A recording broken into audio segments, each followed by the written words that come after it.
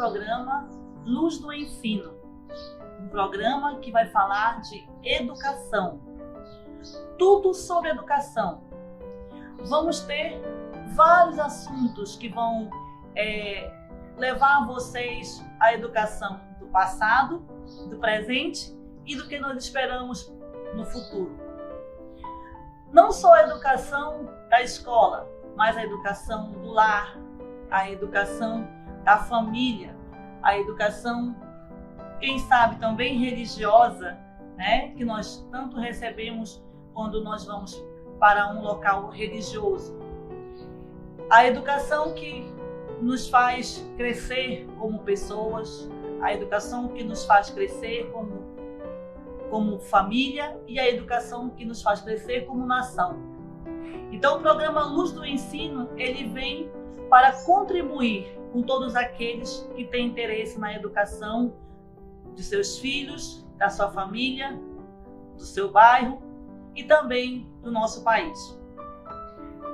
O nosso programa Luz do Ensino, ele vai ser dividido em quadros. Eu tenho certeza que vocês vão gostar. Ele é um programa para todos.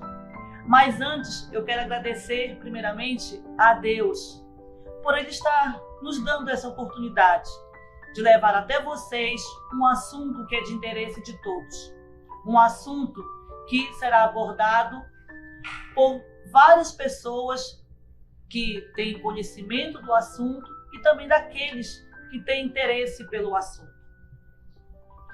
Eu quero agradecer a Deus e peço a Ele que me dê sabedoria para que eu possa dar continuidade no trabalho e poder levar a vocês o melhor. Quero agradecer também a TV Erga Omnes, que nos deu essa oportunidade de levar um trabalho tão bonito e tão necessário para todos. E claro, agradecer a Sou TV, que hoje leva a TV Erga Omnes e o nosso programa para mais de 197 países. Olha só, gente, que oportunidade que nós estamos tendo para falar de educação, para levar aquilo que as pessoas precisam saber. Então, vou falar para vocês agora como é que nós vamos dividir o nosso programa. Nós temos um quadro que vai falar "O meu tempo era assim". Esse quadro, ele vai revelar como era no passado, as escolas, o ensino dentro de casa, o ensino dentro das escolas, a relação professor e aluno, relação família e escola. Então vocês vão ver como que era no passado. Revela um pouquinho também, né, como que era o comportamento dos alunos, dos professores e da família. E nós também vamos ter no nosso programa um quadro que vai falar de literatura. Vamos fazer uma viagem literária. E esse quadro, ele vai ser apresentado pelo nosso amigo Denis Andrade, da editora BKCC. O Denis Andrade, que está preparando esse quadro com muito carinho, com muito amor para vocês. Então, no próximo programa, vocês já vão ter o Denis apresentando uma viagem literária, onde vocês vão ter o conhecimento amplo da literatura brasileira, da literatura do mundo. Vocês vão conhecer histórias infantis, da educação clássica, histórias que fala não só do Brasil, mas histórias que falam de todo o mundo, história do Egito, da Grécia. E vocês vão fazer uma viagem, pode ter certeza. Vai fazer fluir a imaginação de cada um. E também nós teremos o quadro Educação a Quatro Mãos. Nesse quadro é uma discussão que nós temos em torno da educação, do que poderia melhorar, do que nós temos de melhor na educação, também buscando um pouco do passado, de como é que era a história da educação, como começou, o porquê das escolas, né? E vários outros pontos que vão passar um pouco pela lei da educação. E esse quadro, nós vamos trazer professores, pais e também alunos que possam falar, né, para que nós possamos melhorar cada vez mais o nosso sistema de educação, não só no Brasil, mas quiçá no mundo. E no final do programa, vocês, claro que eu não poderia esquecer das crianças, né? Que são o futuro do nosso país, que são as pessoas que, na verdade, são as pessoas que nós temos que apostar, que nós temos que investir, são essas crianças.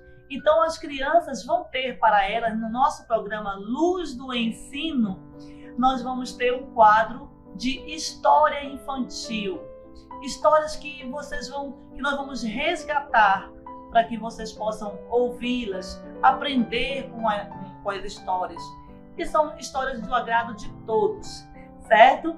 Então, gente, vai ser um programa agradável, tenho certeza disso. Nós vamos fazer o melhor para vocês. E também, se vocês quiserem participar, tem como participar. É só mandar mensagem para nós, mandar e-mail, que nós vamos responder da melhor forma possível, né? Todos aqueles que mandarem mensagem para nós, quiserem dar opinião, dizer um assunto que é de interesse de vocês, pode ter certeza que nós vamos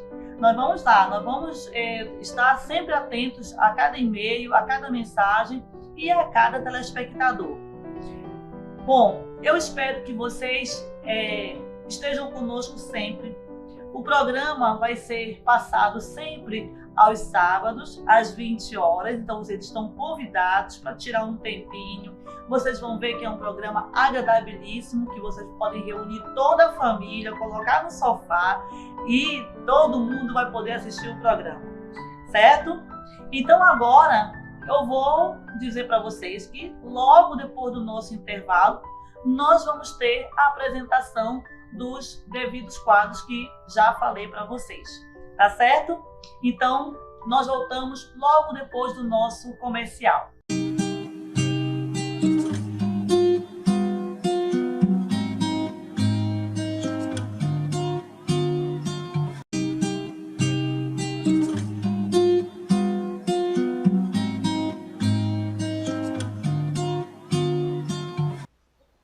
Nós estamos de volta com o programa Luz do Ensino e agora nós vamos no nosso quadro No Meu Tempo Era Assim.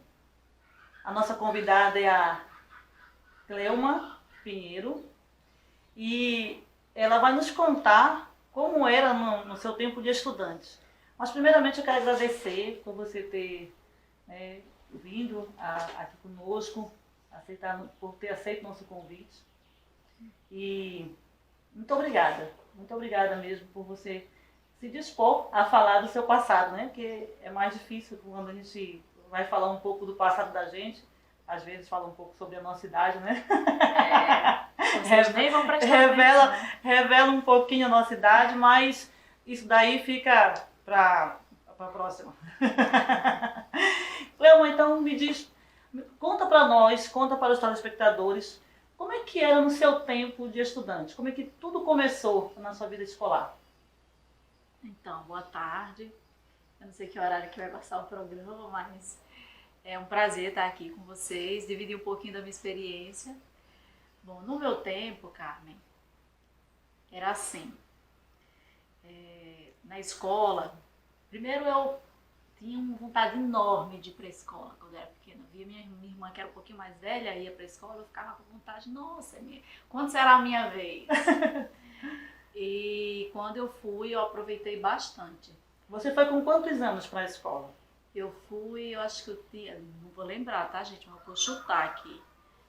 Na época era pré, não existia esse nível 1, nível 4, nível 5, não existia nada disso. Não era educação infantil ainda? Não. Era pré-escolar? Era o pré, né? Que a gente chamava o pré. Isso. E depois tinha a primeira série. Então no pré eu fui... Não, eu nem fiz o pré, eu fui direto pro primeiro. Sim. Nem fiz o pré. Então eu devo ter ido assim por volta de 8 anos, 9 anos, por aí. Você já sabia ler? Não. A Não gente sabia tanto ler. desenvolvi, tamanho era a minha vontade. É comum, gente, era comum as pessoas irem para a escola sem passar pelo pré-escolar. Isso era comum, já ia diretamente para o primeiro ano. Continue, Cleuma, por favor, sua história. Então, minha primeira professora era a Edna. E a primeira escola foi o União, que era uma escola municipal. Foi aqui em Natal? Aqui em Natal. Você é daqui mesmo? Sou daqui. Sim. Morei 15 anos no bairro de Felipe Camarão, então a escola era lá, né? Acredito que ainda existe essa escola. Era muito bom, assim, além de todas as coisas que tinha de estudo, tinha as festinhas que eram dos estudantes. Eu me lembro de uma foto que eu tenho até hoje, toda pintada de chiquitita, né? Festinha junina. E com a professora do lado, a professora Edna. Eu amava a professora, amava demais, gostava muito dela. Qual era a coisa que você mais gostava, a disciplina que você mais gostava na sua escola, quando você era estudante? Bom, de lá eu fui para a Fundação Bradesco e passei 10 anos lá. E a disciplina que eu mais gostava, inclusive eu pego no pé dos meninos hoje, que a gente tem um projeto, é português. Amava português. A professora era exigente, viu? Aquela professora boa, que só depois de adulta que a gente vai ver os professores que são bons realmente. A professora Rejane, se ela vir esse programa, ela vai lembrar de mim. Era muito boa, muito exigente. Ela errava de propósito, só para ver se a gente ia corrigir ou não. E se alguém corrigisse, tinha que dizer o porquê, qual era a regra. Nossa, era bem tenso, mas eu amava isso, amava. Aprendia mesmo. Nossa, a gente aprendia. Era a época assim, sabe? Eu não vejo isso hoje. Queria muito que tivesse isso hoje em dia. Que os professores, na minha época, eles corrigiam um aluno. Corrigiam para que eles falassem corretamente a norma culta, para que eles aprendessem.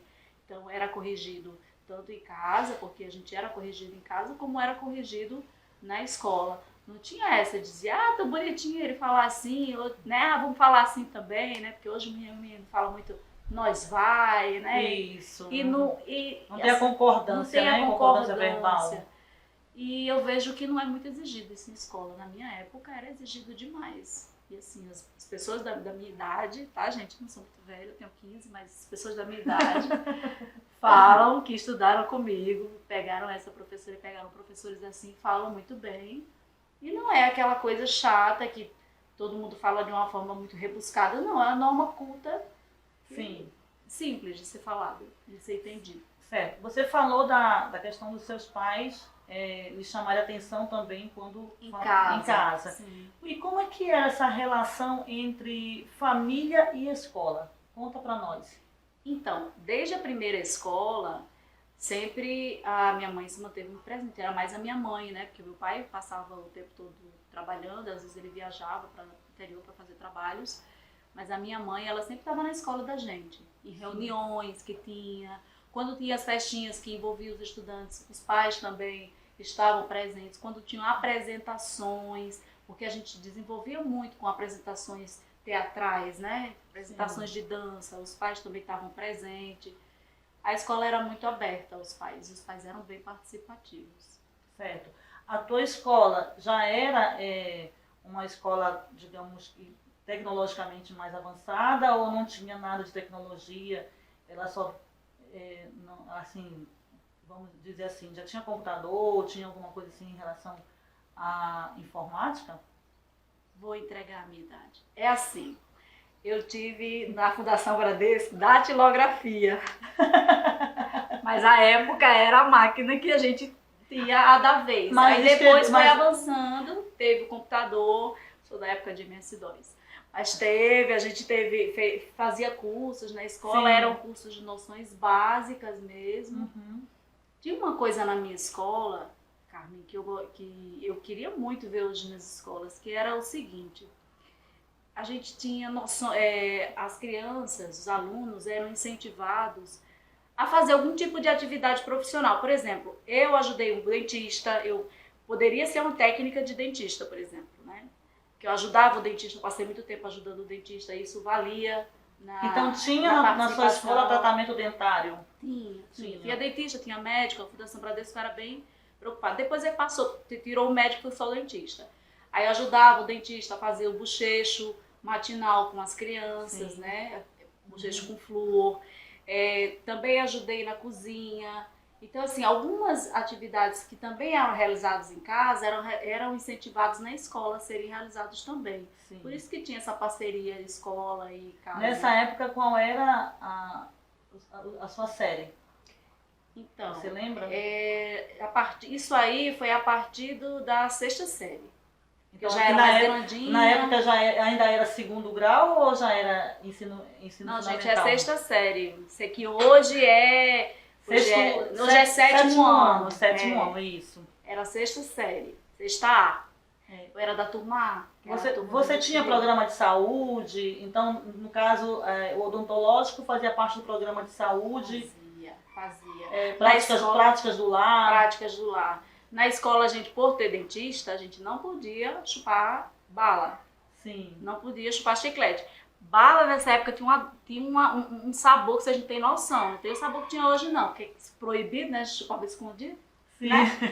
O escondido era bom, né? Era, não podia ninguém ver, porque o dentista, ele brecava para todo mundo. Porque gerava, né? A gente chupando bala naquela época, não tinha como escovar os dentes, acabava gerando mais cárie. Aí isso era regra na escola. Certo. Não podia. Na tua época tinha caligrafia? Tinha. Caligrafia, tabuada? Sim, a cartilha do ABC eu fiz, a tabuada. Você falou em cartilha, qual foi a cartilha que você foi alfabetizada?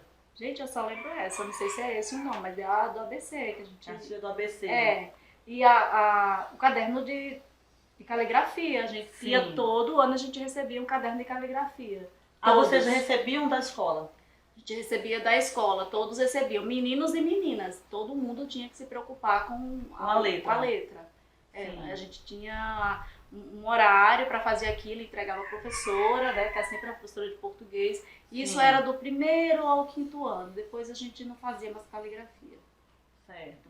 Me diz uma coisa, como é que ocorria as avaliações? Vocês tinham assim, avaliação de leitura, quando ia para frente para ler para os colegas? Vocês já nessa época vocês tinham isso? Tinha. Nesse formato aí de apresentação eram os trabalhos que a gente desenvolvia. Tínhamos biblioteca, uma biblioteca enorme, que eu passava o maior tempo da minha vida, eu passei dentro dessa biblioteca. E na biblioteca a gente pesquisava nas enciclopédias Barça, meu pai teve me dar de novo. Na enciclopédia Barça, a gente fazia, não tinha esse negócio de internet, de Google, que esse pessoal tem. Era uma pesquisa que você fazia? E aquilo entrava, você aprendia. Justamente. Então, a pesquisa a gente tinha que apresentar para os colegas. Né? Você lia, copiava e tinha que apresentar. Não tinha como não fixar o conteúdo. O conteúdo. E isso é muito importante. Hoje, com os meus filhos, eu faço isso. Eu faço eles lerem, eles pesquisam. Além de pesquisar, eles têm que escrever para o caderno. Não pode ser Ctrl+C, Ctrl+V. Tem que escrever no caderno. Mãe, mas eu não já li, eu não já escrevi aqui, não já digitei. Eu fiz, não, mas você vai escrever no caderno, porque aquilo gera memória, né? Gera conhecimento para eles. Eu fazia assim. Então, esse trabalho a gente tinha que apresentar. Além das avaliações escritas, né, que a gente tinha também as avaliações orais, que eram todas de surpresa. O professor chegava, avaliação surpresa, a gente já sabia que era oral. Então, ele fazia a pergunta e o aluno tinha que responder assim, na lata. Me diz uma coisa, agora eu vou falar com você e você vai ter que contar a verdade. Eita. Você era uma boa aluna? Era. Sempre passei por média. Aliás, era raro o ano que eu não passava no 3º bimestre. Raríssimo. Isso era Mas bom. Era ótimo. Eu era muito dedicada. A Fundação Bradesco foi uma escola para mim muito importante. Eu passava o dia, gente, na escola. Foi a que te marcou, então, que marcou a tua vida como estudante, foi a Fundação Bradesco. Agora me diz uma coisa, como mãe, você já comentou isso, mas reforça mais um pouco para nós. Como mãe, hoje, na atualidade, o que você gostaria que voltasse para que teus filhos tivessem uma formação melhor? Você acredita que hoje está melhor ou que antes era melhor? O que você colocaria de um no outro, digamos assim? Vamos lá. Eu acho que o modo de pesquisa hoje ele está muito mais avançado. As crianças elas têm acesso a muito mais informações. Consequentemente, o conhecimento vai o alto. Só que essa facilidade acaba que deixa o aluno sem vontade, sem nenhum desafio. Porque o nosso desafio na época era, a gente tinha que pesquisar o maior número de livros. Era a Enciclopédia Barça, era uma revista, era um livro de tal série. Então a gente pegava aquele conhecimento, juntava e colocava, compilava ele no trabalho. Não tinha essa história de ir para a internet e pesquisar apenas de uma fonte. Não tinha essa facilidade. Existe essa facilidade hoje. O que seria bom? Era trazer a didática da época, de fazer o aluno sempre resumir com suas palavras o que ele está lendo. Sim.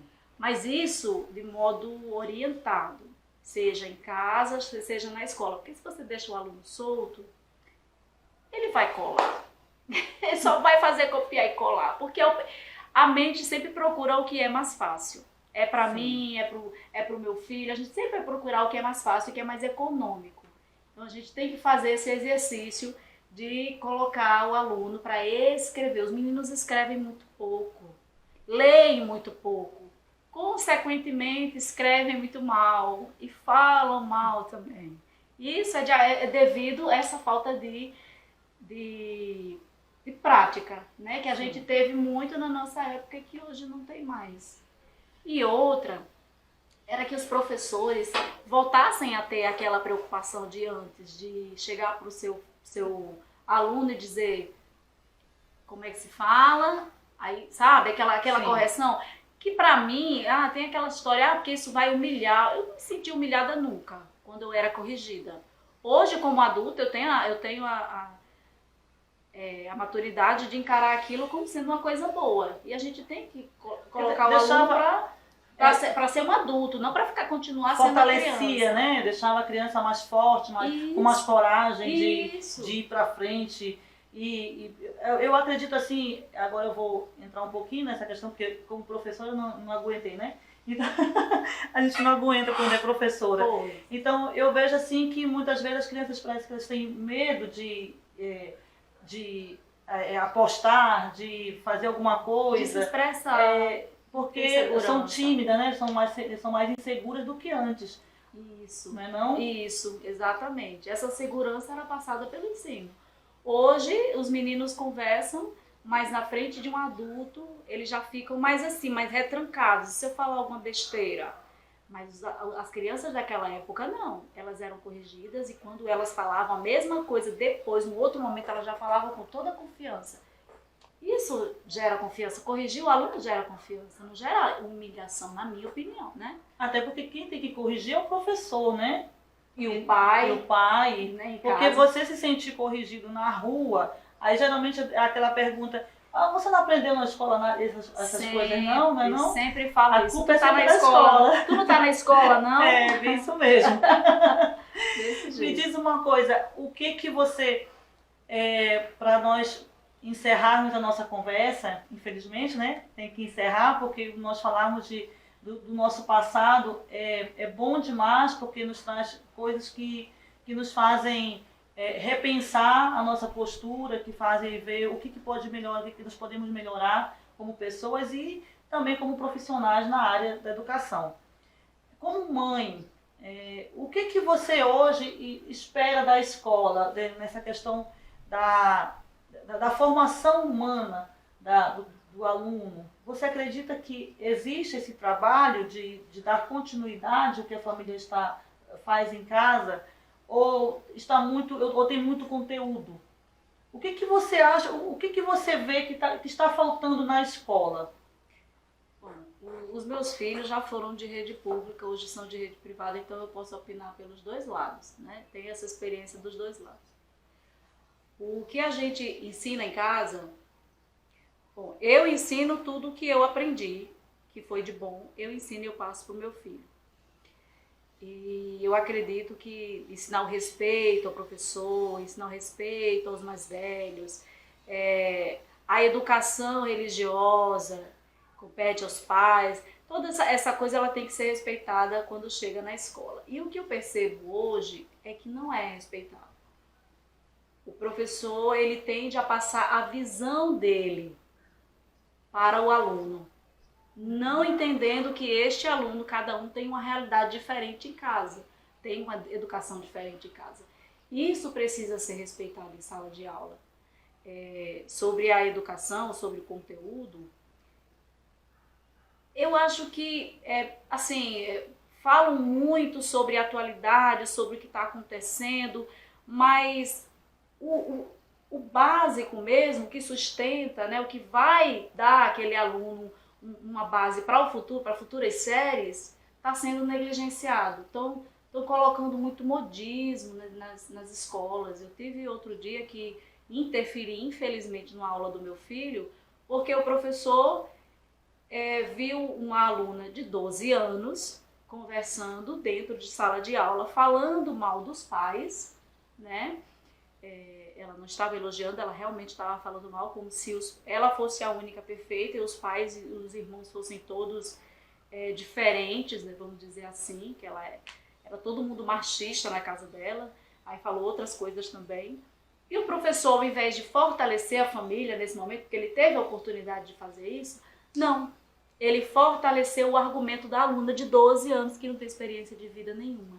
Então eu tive que interferir, porque o professor, ele tem, na minha opinião, ele tem a liberdade, na minha opinião não, perdão, é o que a lei diz, ele tem a liberdade de cátedra, ele pode ensinar da forma que ele quiser, mas ele não pode ensinar o que ele quiser, ele tem que obedecer o PPP da escola, Projeto Político Pedagógico, tem todo um porquê daquilo ser feito.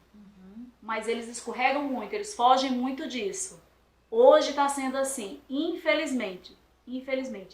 As crianças estão vindo para casa com assuntos que não é do interesse delas para o ensino, para o motivo delas estarem na sala de aula. Então perde-se muito tempo. Se perde tempo, perde estudo também. Certo.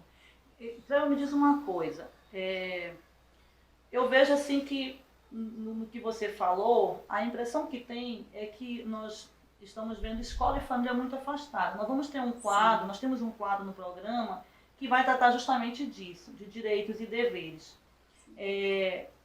Nós, às vezes, costumamos jogar a culpa, né, em uma instituição e a outra instituição culpa a outra e acaba ficando assim a criança ou o aluno, né, perdido no meio desse conflito. Você faz parte, no caso, da família de alunos. Sim. Então, como família, o que você faria hoje para melhorar essa relação família e escola? Bom, teve uma mudança que aconteceu do tempo que eu estudei para cá, que é essa história de passar o aluno até o 3º ano, tem que passar direto. E, na minha opinião, isso acabou que relaxando um pouco dos pais com o cuidado dos filhos e aprender a ler e escrever, porque até o 3º ano o pai sabe que o filho não vai repetir de ano, então ele meio que relaxa. Só que quando chega no 4º e 5º ano, o aluno não sabe ler, né? Não sabe escrever, que ele já devia dominar isso, aí o pai vai cobrar da escola. Mas aí ele devia ter cobrado do filho em casa, gerado uma rotina de ensino desde a primeira série, desde quando o filho foi para a escola, né? E no seu tempo era assim? No meu tempo era assim, eu tinha que estudar. Primeiro, minha mãe nunca precisou fazer tempo para eu estudar, porque eu vivia nos livros, né? Mas assim, ela sempre estava em cima. Como é que estão as notas? Sempre ela estava, porque eu não podia repetir de ano. Se a gente repetisse de ano na Fundação Bradesco, era pedir para sair, eu não queria sair daquela escola, entendeu? Sim. Então ela ficava cobrando, olha, vamos, porque para conseguir foi difícil. Então assim, eu acho que isso meio que relaxou os pais. Aí hoje o atrito está por isso, porque o aluno chega no 4º ano, não consegue ler nem escrever, e o pai quer cobrar da escola. Mas aí, o que você fez até o 3º ano? O que poderia aproximar a escola da família seria, para mim, seria acabar com isso. Porque aí gerava, sabe, um compromisso de um lado e do outro, porque a escola diz que os pais não participam. Os pais dizem que a escola não ensina. Aí fica nessa briga. Então vamos ver o que impediu isso. E para mim foi esse passar de ano direto sem... Rompeu, né? Rompeu. Essa relação entre família e escola. Rompeu. Então, Cleuma, muito obrigada por você estar aqui conosco. Mais uma vez, gratidão. A TV H11 tem o prazer, né, de te receber. É o nosso primeiro programa e você está nessa estreia. Então, isso para nós é uma honra, a sua presença aqui. E quero que você agora deixe um recado para todos os telespectadores da TV RH1 que estão nos assistindo. Então, foi um prazer estar aqui com vocês, passar um pouquinho da minha experiência. Eu queria falar com os pais. Eu faço parte de uma associação de pais e eu sempre digo o seguinte: participem da vida escolar dos seus filhos. O participar não é brigar com a escola. O participar não é chegar e discutir com o professor. O participar é você entender o processo de alfabetização do seu filho, entender como ele está aprendendo, ver o que ele está aprendendo. Isso vai gerar um compromisso maior da escola, seja ela pública, seja ela privada. Sem falar que vocês vão se aproximar dos filhos de vocês, isso vai gerar um fortalecimento na família. Então é isso que eu tenho para dizer para vocês. É isso aí, pessoal. Então, nesse quadro do Meu Tempo é Assim, é isso que vocês vão ouvir. Boas histórias, bons exemplos de boas alunas, no caso, né? De uma boa aluna. Vocês estão vendo que muitas coisas do passado que nós podemos trazer para cá, para a atualidade, podem melhorar bastante. E muita coisa da atualidade que poderia estar no passado, também poderia ter sido melhor. Mas se nós juntarmos o passado e o presente, nós podemos construir um futuro promissor para nossas crianças. Muito obrigada.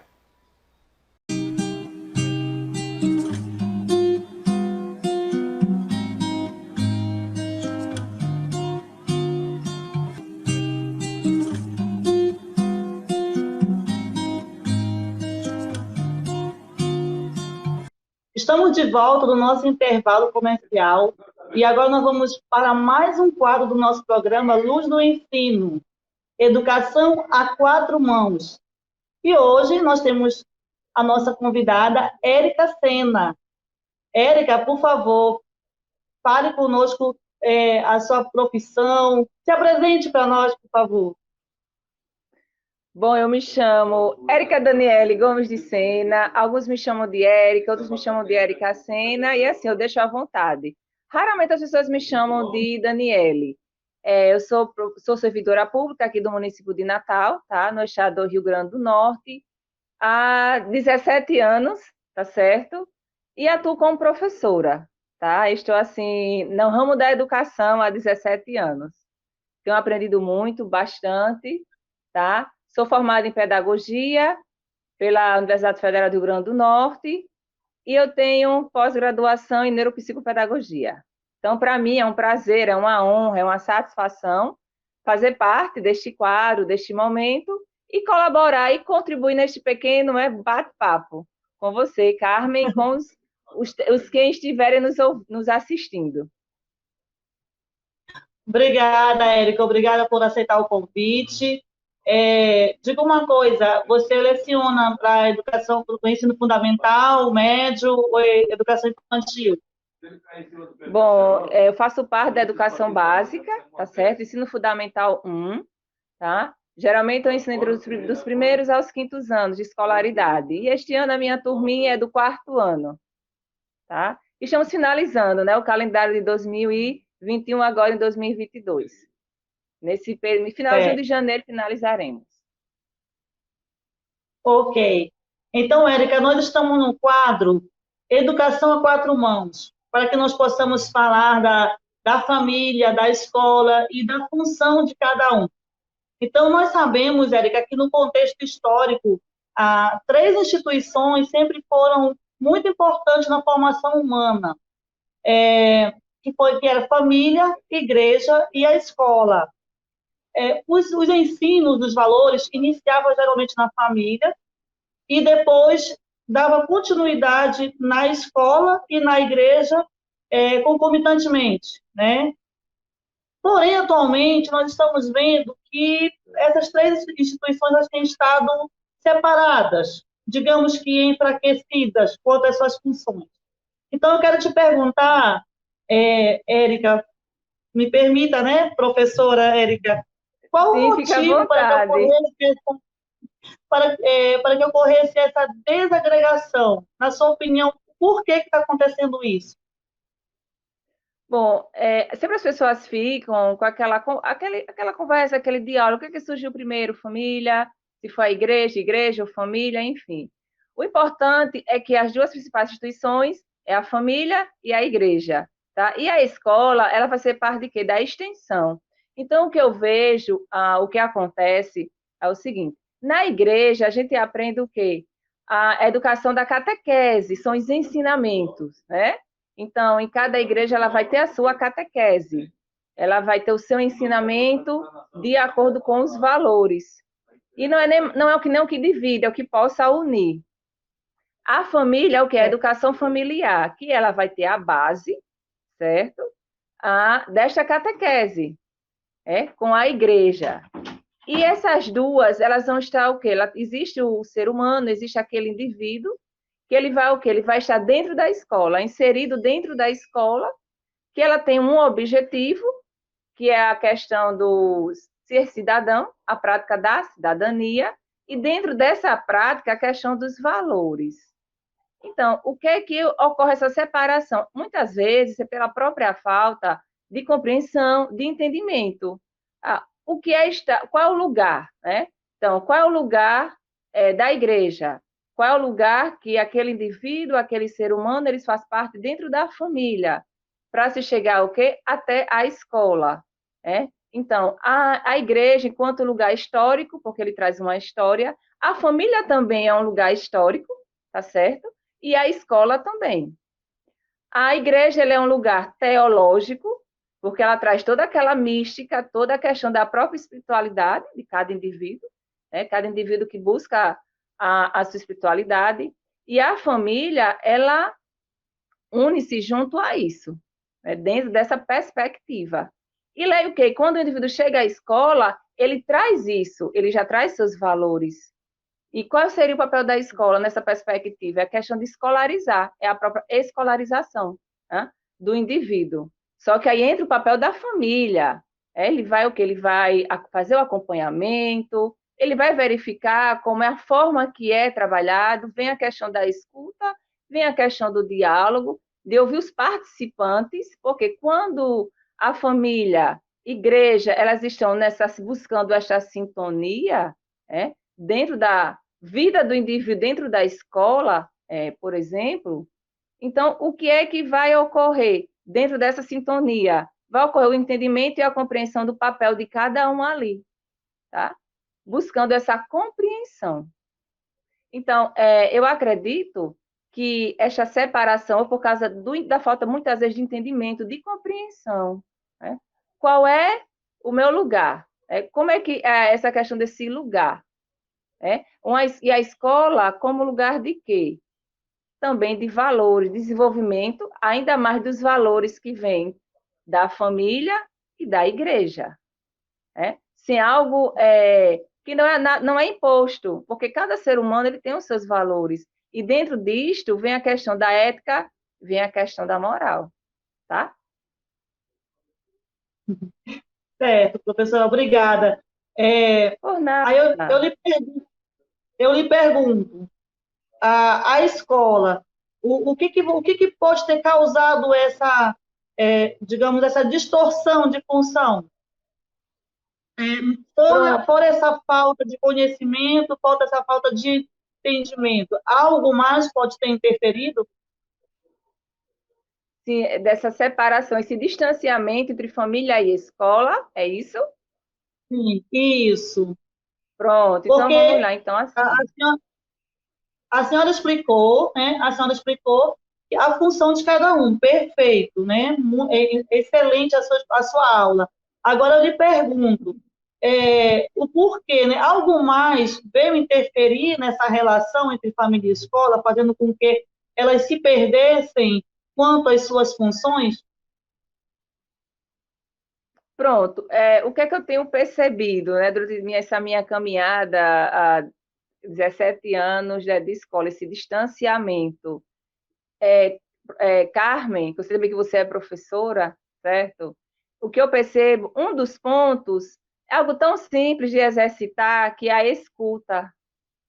né? Esse ouvir sim, é o diálogo que está dentro de quê? Da construção dos valores, tá? E ver os participantes da escola, todos que fazem parte dela, desde quem acolhe na portaria, até as meninas, digo as meninas, porque na minha escola a maioria são as da cozinha, e o menino da cozinha, eles têm um papel, desde o pessoal da limpeza, o pessoal de secretaria, aí vem os professores, vem o pessoal da direção, tá? E os visitantes também. Então, algo muito simples, parar para ouvir. Porque, às vezes, existe aquela questão do medo, porque não tem, existe uma hierarquia, tá? E muitas vezes sim, as pessoas, elas criam sim. esse distanciamento. Ah, é aquela pessoa, ela é difícil de se alcançar, de se aproximar. Mas a gente tem que É. tentar, né? Se aproximar. Então, às vezes, as pessoas elas se distanciam. E o que ocorre? Existem as discordâncias, e dentro dessas discordâncias, as pessoas elas não param muitas vezes, né? Nós não paramos, eu me incluo nisso porque eu faço parte do processo para ouvir. Porque quando a gente para ouvir, ali a gente pode encontrar várias soluções e compreensões e entendimentos. Então, por exemplo, às vezes um pai, uma mãe, ele tem medo de chegar para o professor do filho, da professora, e dizer assim: olha, eu estou percebendo essa dificuldade na minha criança. Tá. Ou Sim. então percebeu a dificuldade, eu falei, mãe, eu estou com dificuldade, mas tenho medo de se aproximar, porque aquela questão, diante da história de vida que cada um traz, aí vem justamente essas questões dos medos de se aproximar, de perguntar, muitas vezes é a questão da própria vergonha, tá? A questão do esclarecimento mesmo, porque muitos não acabam se distanciando por pensar o quê? Não, a questão mesmo da função da escola, né? Aí acaba realmente acontecendo distanciamento, às vezes de forma muito natural. Aí nós precisamos pensar em alternativas, em caminhos, para que as pessoas elas comecem a se sentir participantes disso. A que você faz parte, que você pertence a este processo, porque é seu filho, é sua filha, é o seu tesouro que está ali sendo escolarizado. E que na escola, quando um acerta, todos acertam. É como na nossa família, né? Se um está com um problema na família, se reúne, se tenta buscar a solução. E nas escolas acontece o mesmo. É necessário que aconteça o mesmo. Aí, o que seriam os problemas? São situações do dia a dia, geralmente relacionadas à questão de ensino e aprendizagem. Que um dos focos principais da escola é esse, é o ensino, a aprendizagem, a questão da cidadania, e tem outros valores, que hoje a discussão atual é o que? É o ensino para a vida. Né? O aluno ele tem essa compreensão do que ele está aprendendo é para a sua vida. Então, quando a gente começa a trabalhar essa perspectiva para o aluno, ele mesmo traz os pais. Ele chega em casa, certo? E vai falando para os pais como é que foi o seu dia a dia, e os pais vão querer saber, ficam curiosos, certo? E eles insistem realmente em sempre querer falar e partilhar. E vai abrindo, vai acontecendo o que? Esta abertura. Então, muitas vezes, o distanciamento, um ponto, a questão de escutar, de ouvir, esclarecer mesmo, para todos os participantes, qual é o seu papel. Ah, eles estão esclarecidos. Ótimo. É só esclarecer? Basta só esclarecer? Não. É ilustrar caminhos. O que é que você está pensando? O que te angustia? Qual a sua dúvida? Está precisando de ajuda? E aquela questão da disponibilidade. Aí entra a questão das virtudes, né? Da questão da honestidade, de ter aquela coragem de parar, ter tempo. Né? Então, eu percebo muito isso, esse distanciamento. Ah, mas é tão difícil hoje trazer, não é? Muitas famílias se afastaram, aí vem a questão da rotina, do dia a dia. Mas hoje não temos essas novas tecnologias, as redes sociais, os grupos de WhatsApp, não é isso? Então, tá lá. Então, é começar a motivar. E como é que se motiva? Mas professora, Sim, deixa eu dificultar para a senhora, né? tá, vamos Até então, lá. até então essa realidade que a senhora coloca É uma realidade que todos, que, digamos assim, que todo professor, bom professor quer, né? Mas nós sabemos que isso não está acontecendo, né? Percebe-se, né, pelo fato quando nós vemos um resultado de exames no decorrer do ano, no final do ano das crianças, ou dos próprios alunos de ensino médio, de um Enem, aí nós vemos que não foi nada daquilo que nós estávamos esperando, o resultado positivo, né? Vem um resultado sempre negativo. Então, o que eu quero lhe perguntar é o seguinte: o que a senhora teria como sugestão na prática para resolver essa questão? Né? Porque o que a senhora colocou aí são conversas e diálogos. Mas o que a gente também ouve das pessoas é justamente isso que a senhora também colocou, a falta de tempo. Eu não tenho tempo para ouvir, eu não tenho tempo para conversar com a professora, eu coloco um celular na mão do meu filho e ele vai jogar, ele vai brincar, porque fica mais cômodo para mim. Né? E os professores, quando nós vimos essa questão, inclusive, da pandemia, quando ela chega, você vê a falta de conhecimento da maioria dos professores na questão da tecnologia, para trabalhar com seus alunos à distância, não é? Então, hoje, de que forma que nós poderíamos fazer com que a família e a escola se juntassem novamente em favor do aluno, que realmente esse é o objetivo, né, da escola e da família quanto à educação e quanto à escolaridade. Vamos lá, vamos colocar tudo numa balança, né? Existe a resistência, existe a divergência de ambos os lados, né? Escola e família, né? Principalmente nesse tempo tão atípico, enfim, e que está modificando tanto o perfil de professor quanto o perfil de aluno, certo? Então, está acontecendo o quê? Esta modificação. Então, vamos lá. Do ponto de vista pedagógico, certo? Então, o que é que Sim, existe nas escolas do ponto de vista prático? Existe o projeto político-pedagógico. Carmen, assim, eu sou apaixonada por um PPP. Tanto é que quando eu tenho acesso a algumas escolas, eu pergunto, e quando eu vejo, eu começo a olhar, a folhear. Tem momentos que eu me emociono, eu confesso. Por quê? Porque ali é algo que todos da escola pensaram e participaram. Então, o que acontece? É como se fosse a cartilha da escola, o PPP. Então, ali sim, estão as ações, certo? Todas as ações. Por exemplo, um aluno que está no 4º ano de escolaridade, como a minha turminha. Então, existem objetivos, metas que eles precisam alcançar, tá? Então, dentro do PPP, existe a parte dos anexos, existe a questão de projetos de intervenção, tá? Por exemplo, aquele aluno ele está com uma dificuldade, o grupo de alunos tem aquela dificuldade. Então, a escola, no momento do seu planejamento, ela vai parar, seguindo tudo que está no PPP, para auxiliar, para identificar a dificuldade daquela criança, daquele aluno. Ah, Érica, como é que se pode fazer esse projeto de intervenção? Bom, nas escolas existem excelentes profissionais, existe o momento do próprio planejamento, certo? Que dá para se fazer um cronograma, entende? Tá. Aí existe o quê? Existem relatórios, existe a questão de quê? Da avaliação, pronto, a parte mais prática. Só que muitas pessoas elas têm medo dessa palavra, avaliação. Aí, avaliação, mas gente, tudo na nossa vida passa por uma avaliação. Quando chegamos a casa, né, tem nossos familiares, enfim, eles perguntam, como é que foi seu dia? E aí, como é que é, foi? Da mesma forma, quando o aluno vai até a escola, quando ele passa do portão, que a gente olha e observa, a gente já percebe. E ali a gente vai avaliando, somos avaliadas e nos autoavaliamos e as crianças também.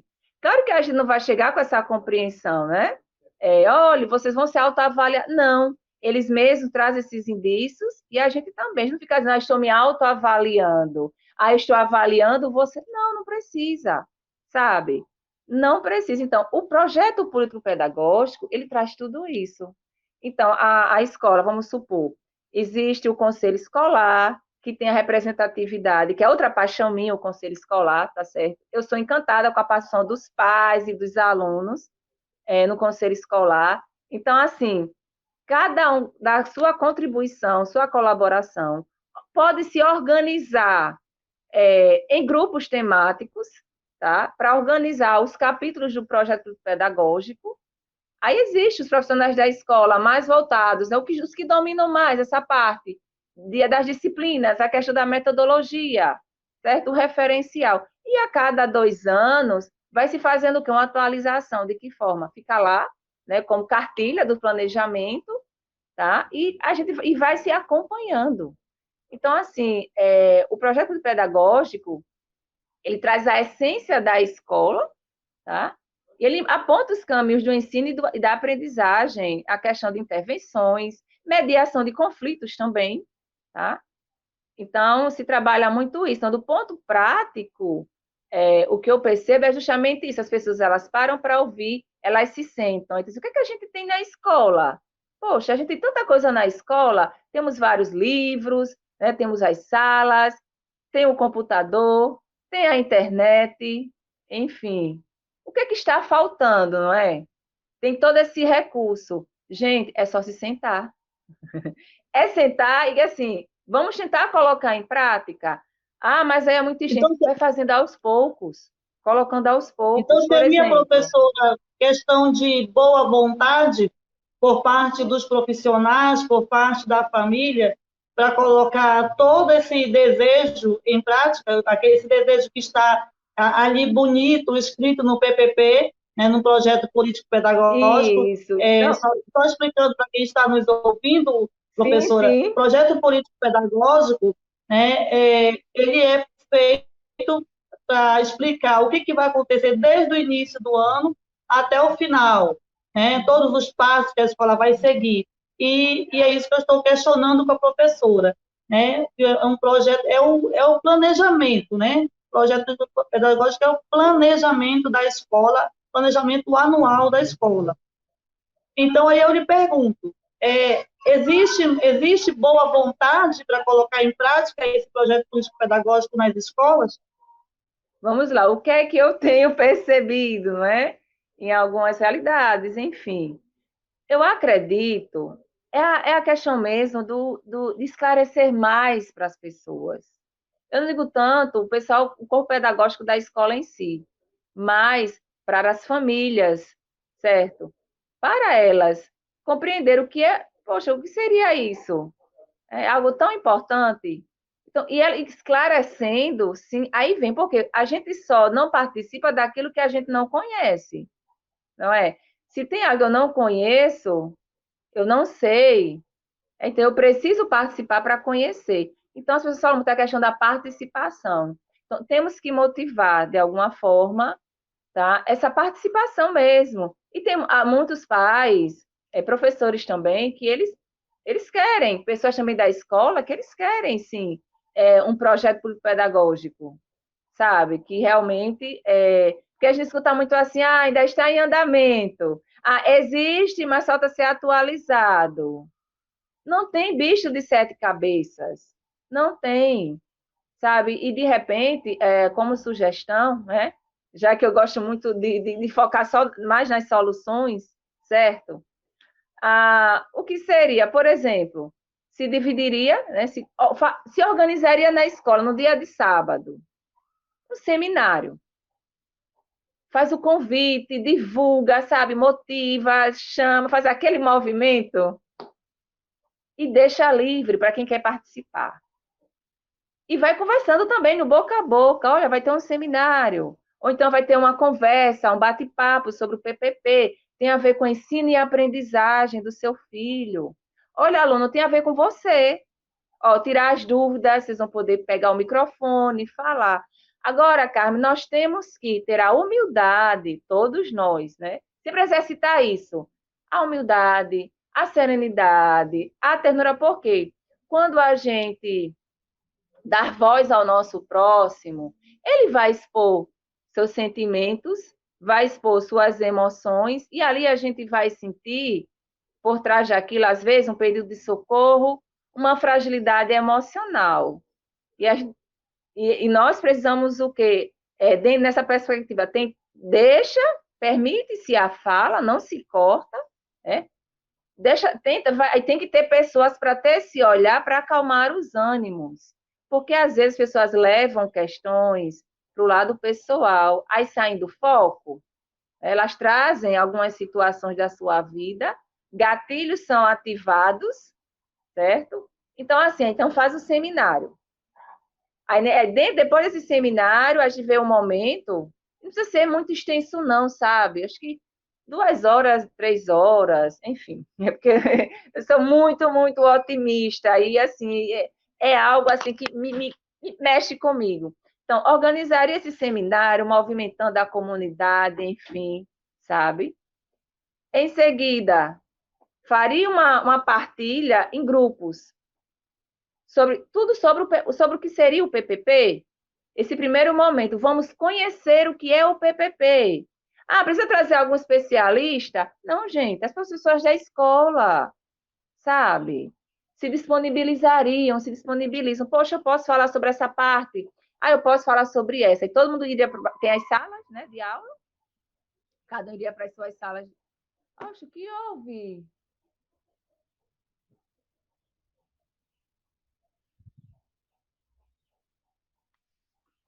Nós tivemos um probleminha aí com a nossa convidada, a professora Érica, mas já está de volta.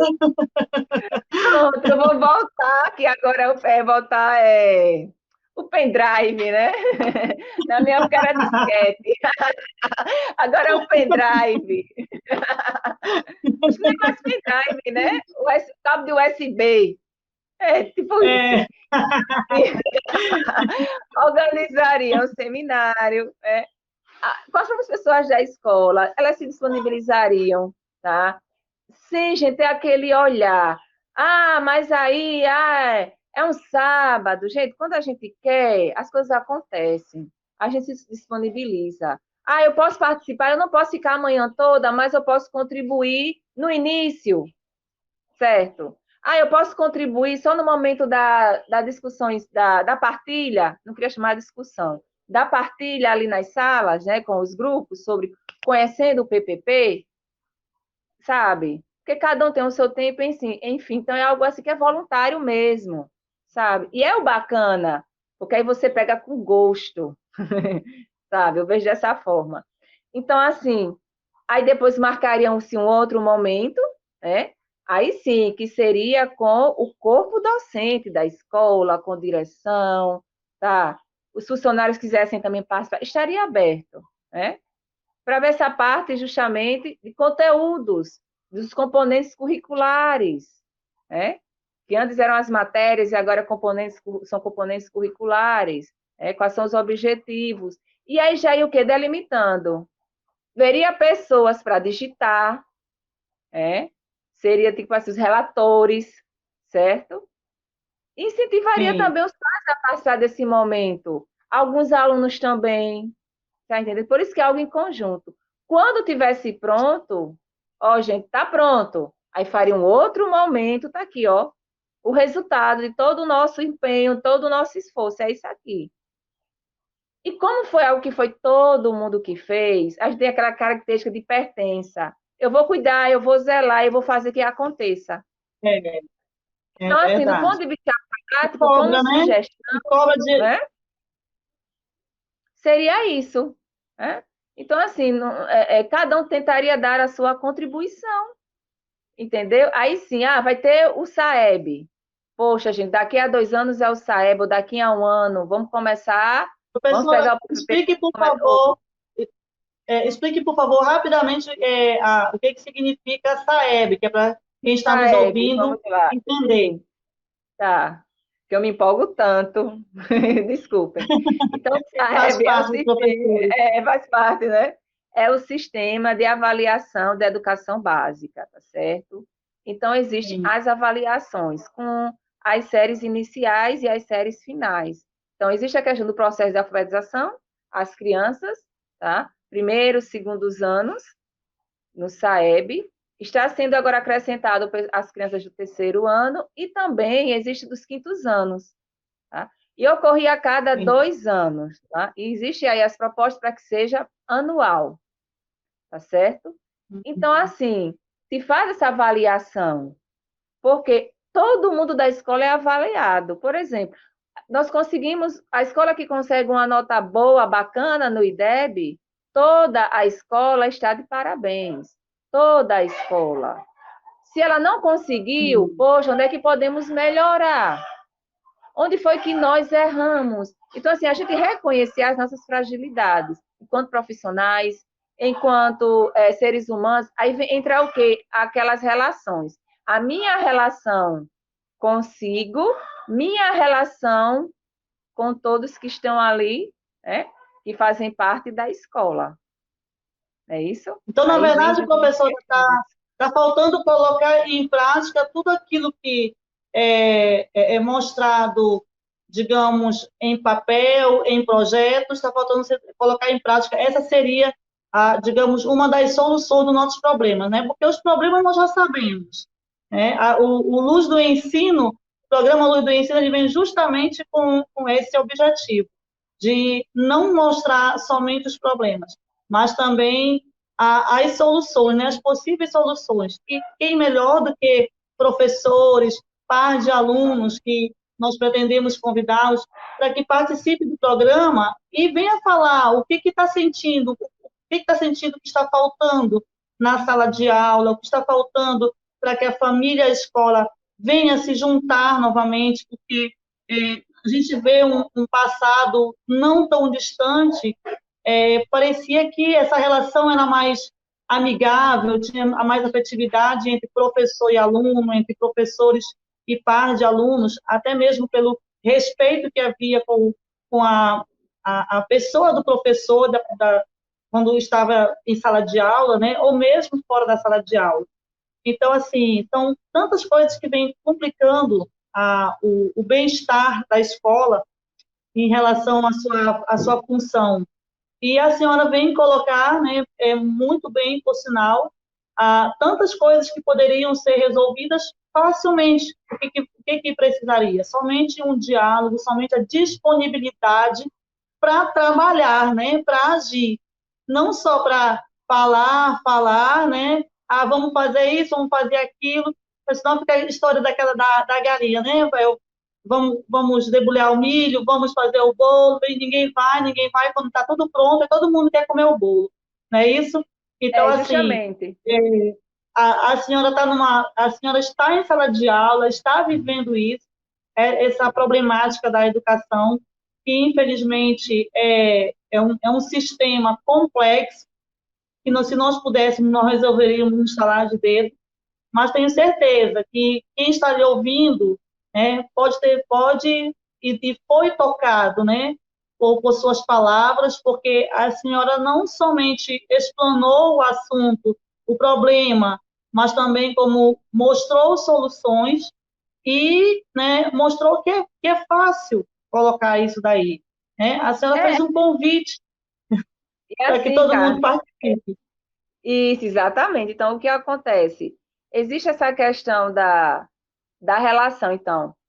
Aí existe muitas vezes uma pequena distorção, deixa eu só esclarecer, tá? A gente se dá, o professor se dá bem com aqueles pais, tá? Afetivamente, com a criança. Porém, nós temos sempre que separar. Olha, eu tenho um papel, a gente dá super bem, bacana, a gente conversa, ri, às vezes fazem parte de grupos de WhatsApp semelhantes, né, que acabam se encontrando, e gosta de conversar, gosta de desabafar, compartilhar a vida, às vezes pedir conselho, né? Professora, às vezes eu estou tão Sim, angustiada. Não pode falar, porque a tranquilidade dos pais é a das crianças. Eu digo muito isso, digo, olha, gente, tentem ficar bem, tá certo? Olha, a tranquilidade de vocês é a das crianças e a das crianças é da professora, tá bom? Aí eles se divertem, eles começam a sorrir, eles começam também a ter mais leveza, até nas situações do dia a dia. Então, o que acontece? Existe essa relação, só que tem que ter o cuidado com relação da dependência, tá? Por quê? Para não misturar. Entende, Poli? Você tem que cobrar de sim, mim, claro, da claro. mesma forma que eu cobro de você. Então, assim, muito me encanta quando foi assim, professora, quando é que vai haver a reunião? Eu quero saber eu quero saber dos meus filhos. Aí os demais, professora, gosta de passasse mais atividades sobre isso? E eu também chego, olha, eu passei essa atividade aqui, ó, tá aqui esse trabalho, ó, você precisa passar na escola para pegar. Então, a parceria, ela vem assim, não é a dependência para que o meu próximo faça o que eu quero, Claro, ou vice-versa, porque às vezes existe essa sim. distorção. Também tenho percebido isto. Ah, tem a relação boa, mas aí tem essa questão dessa dependência, aí você acaba o quê? Não posso dizer. Ai, chega, a palavra está aqui na ponta da língua. Deslizando. Enquanto o papel de professor, enquanto dos pais. Então, você sabendo, cada um sabendo o seu lugar, o seu papel, vai existir uma boa relação, né, consigo e com tudo que está em torno da escola, mas sem essa dependência do ponto de vista de que interfira de forma que seja prejudicial no ensino-aprendizagem da criança. Porque Ou aí que vem seja, tem que prevalecer a verdade, né? A isso, verdade aí por entra parte da isso. família, a verdade por parte. Não esconder os fatos, né? Essa afetividade tem que ser em cima de da verdade, porque falar a verdade sobre o filho e falar a verdade sobre o aluno, para que todos se entendam em prol da criança, né? No caso do aluno. Exatamente. Aí evita muitos conflitos, entende? Evita-se. Porque eu vou sabendo que numa reunião eu posso ser cobrada, eu também posso cobrar. Agora, é claro que existem as formas da cobrança, existem os caminhos de você chegar, de você cobrar. Porque vem a questão de quê? De se esclarecer. Qual a importância de uma atividade de casa, para o seu filho fazer em casa? Por que é necessário ele fazer esse dever de casa?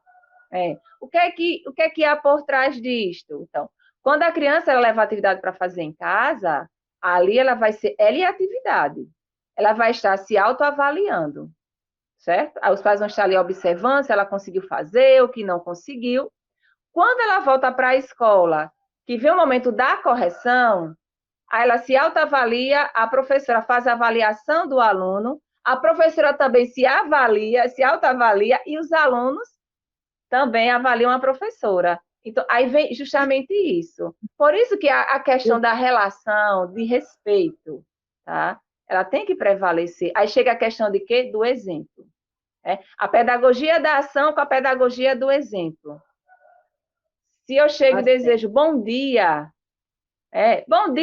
tudo bem? E aí? Bom final de semana, obrigada. E eu agradeço, aí vem a questão de quê? Da gratidão. Me desculpem por qualquer coisa, tá certo? Me perdoem. Certo? Aí vem esse reconhecimento de que nós somos falhos. A questão dos valores, né, professora? Tem que Exatamente. prevalecer. Isso. Então, às Professora, vezes o aluno. o, Oi. desculpa lhe interromper, o tema é amplo, né? O tema é, se Demais! nós formos ficar, nós vamos dias e dias Vamos conversando sobre sim. o tema. É um tema, claro que é complexo, mas é gostoso também, porque nós vamos É, buscando caminhos e acaba que nós encontramos a solução do problema. Eu é. agradeço a sua presença no nosso programa. Agradeço muito, tenho certeza que nós vamos ter novas oportunidades para conversar mais ainda e esclarecer para as pessoas. Se alguém tiver dúvida, quiser mandar perguntas, a professora Érica, tenho certeza que ela se disponibiliza para responder dentro do tempo dela e dos conhecimentos dela, certo? Então, Com professora Érica, eu certeza. peço agora que a senhora faça suas considerações finais, por favor. Bom, Carmen, primeiramente, né, agradecer, claro, ao convite, tá certo? Me perdoe qualquer exagero, peço desculpas por qualquer coisa, tá certo? E é isso, né? Nós temos que realizar tentativas, a gente tenta por um caminho, não deu certo, a gente persevera por outro, até o momento a gente chegar lá. A gente chegar no certo, no ponto focal certo. Poxa, a gente acertou, conseguimos. Mas sem vangloriar, né? A gente tem que ter esse olhar, viu, gente? Sem querer se vangloriar e dizer assim, a ideia foi minha. Não, gente, foi de todos. Porque meu avô, que hoje ele está no céu, ele dizia assim, que existia uma diferença entre precisar e depender. Precisar, nós precisamos de qualquer pessoa, tá? Independente de qualquer coisa, porque todos nós temos sempre algo a contribuir, tá certo? Então é isso, fica meu abraço, tá? Para todos. E estou à disposição para o que puder colaborar, contribuir, porque isso me preenche, tá certo? Um abraço. Tá certo, professora, muito obrigada. Deus abençoe sua família. E agora nós vamos Amém. para o nosso intervalo, nossos comerciais. Tá, tchau.